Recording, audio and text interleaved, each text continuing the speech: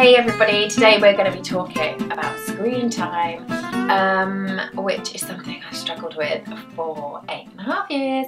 Rocco was born and we had a no screen time kind of thing going on in our house. Guy and I don't watch telly, so it's really, really easy.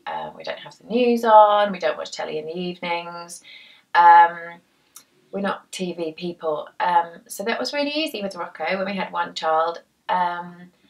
And yeah, we just thought we'd have a chat about how that's changed over the last 8.5 years. Now that you have 10 children. When your child goes to school and meets other children who do get a lot more screen time and have computer games attached to their televisions and iPads, all of a sudden you're under a lot of peer pressure to kind of conform and not let your child be the only one who doesn't have those things. And it's really, really tricky. How much screen time do you let them have? You know, I've got Ozzy who's now 3 and he's had way more screen time than either of the other two kids combined, had. Just because his brothers do, because they're that bit older.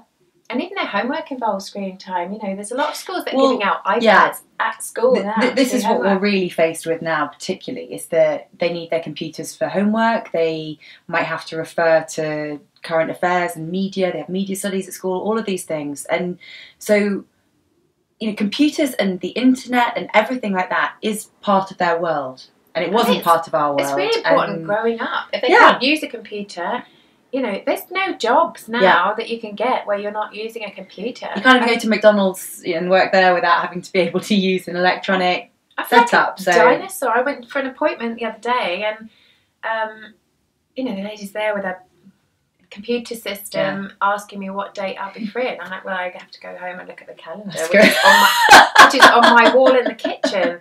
And then I'll have to call you. And she looked at me, like it was like, well, where's your iPhone? Yeah. Where's your calendar on your iBook that you're just about to get out of your handbag?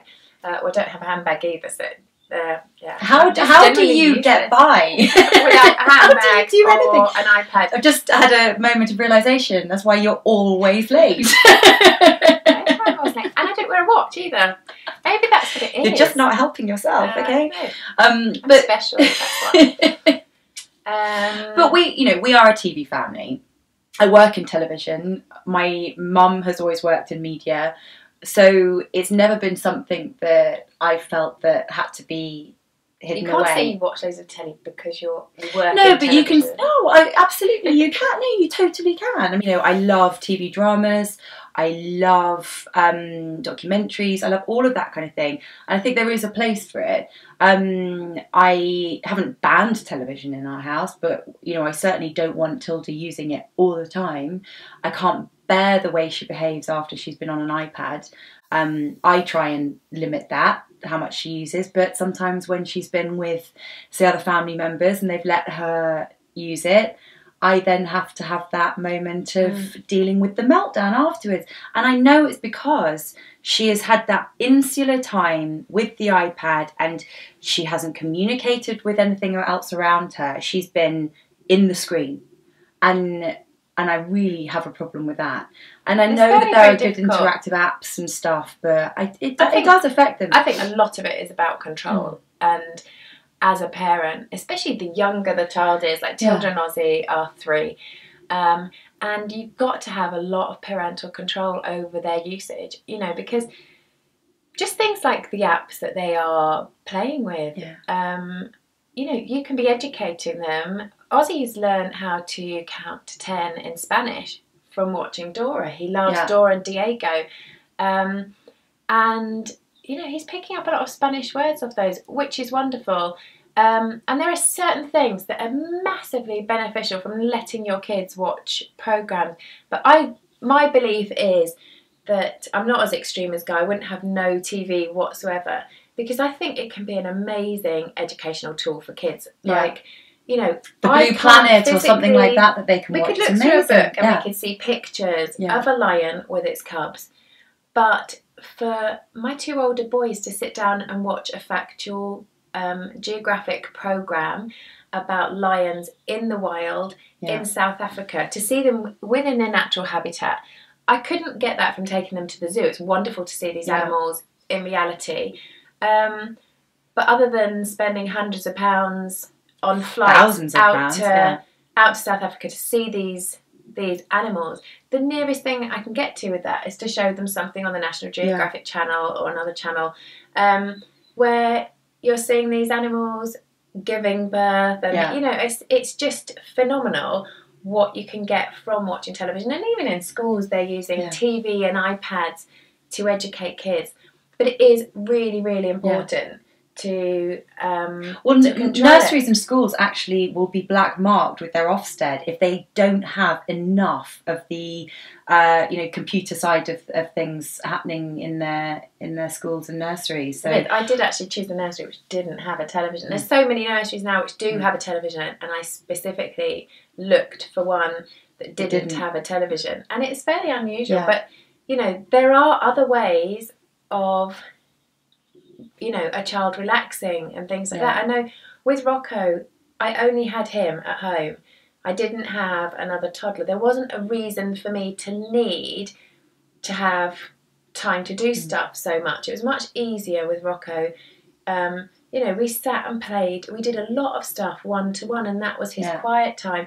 Whereas obviously now, you know, since having more kids, it can be the only time, you know, putting the TV on for one child can be the only time that I get, you know, that can be my slot to give the other child the one-to-one time. So it's a really useful tool. But I mean, I've seen an issue with the mums that overuse it and the dads that overuse it. I've seen people in restaurants take an iPad along just so they can have a quiet time. An iPad and earphones, that really makes me think, oh gosh, you really have taken them out of the equation. Use this time to chat to your kids. You're going to a restaurant and and teach them how to be in a restaurant. I'm not going to have an hour's conversation with Ozzy over a meal, you know. And yes, you know, I'm not saying you're wrong to take an iPad to a restaurant. I have done it. I've done it as well, but it's always been the last resort. We'll have exhausted colouring pencils, books, chats, and interaction in a restaurant. And then, you know what, we go, let's just let her have the last 20 minutes so we can finish our coffee or whatever. And we have done it. That's the other thing. You eat your food, and then when you've finished, you know, you might get the iPad at the end of it. But you know, I find it really, really sad seeing parents who, you know, the iPad is that default position. That's from the beginning, you know, they get on a plane, out comes the Calpol and the iPad. It's kind of disgusting. Drug them and give them a screen quickly. And, you know, it's not only about choosing your apps. We've got some amazing apps. And sometimes the kids will say, can we go on our iPad? And I'll say, well, you can, but only if you're going to do the Times Table app. They'd never pick up the iPad and choose the Times Table app.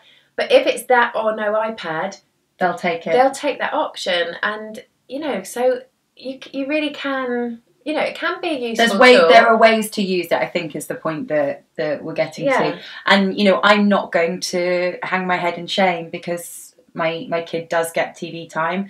But equally, I know when the limits are. And I know that if she's had a really nice TV-free morning at nursery, then we've had an afternoon out at the beach or walking and doing something lovely. When we get home, I think, you know what? Yeah, you can have your half an hour while I'm in the kitchen, which is a separate room to our living room as well. It means that I know that she can just sit down and chill with Dora or whatever, and I can get her dinner ready. And then it's back to sitting at the table and it's just her and me. So, you know what? I'm not gonna kick myself for that. Car is another one, I think.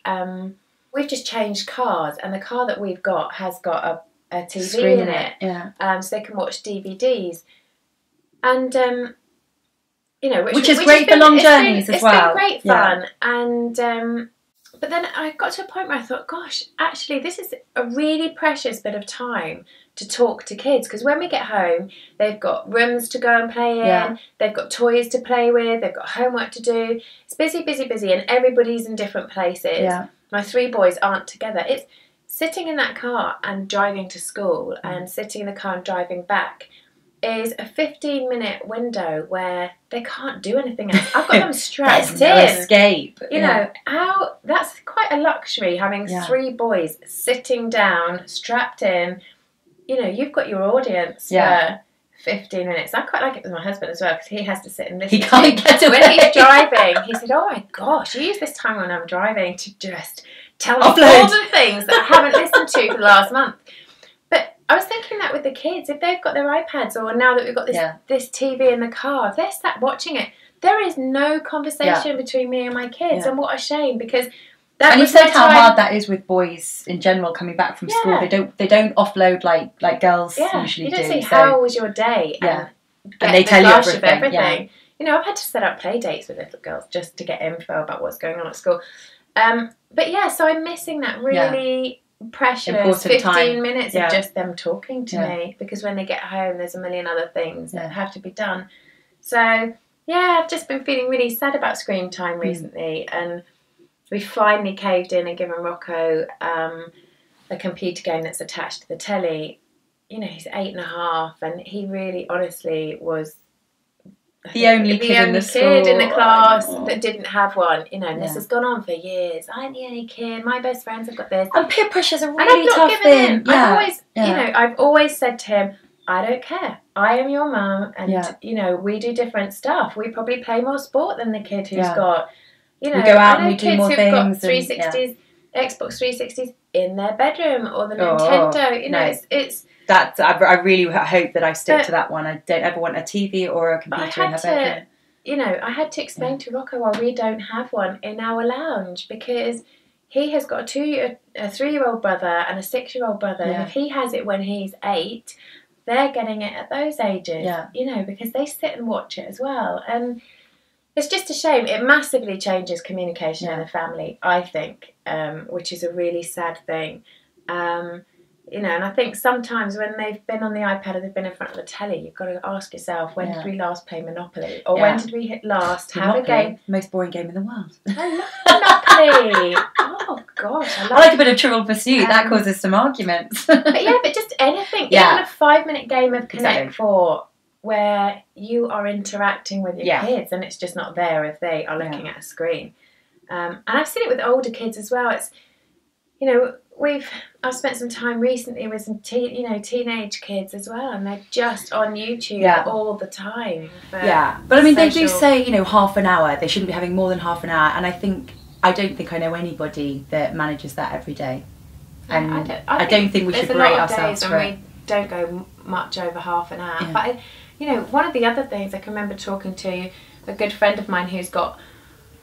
She's got 4 boys, and they're older than mine, and she's been like my advice guru for years. And I can remember her just saying, you know, for boys especially, because they don't focus for so long on perhaps a creative activity at the table or reading a book. You know, my niece will read for hours, take herself off and read. I mean, it's amazing. None of my boys do that.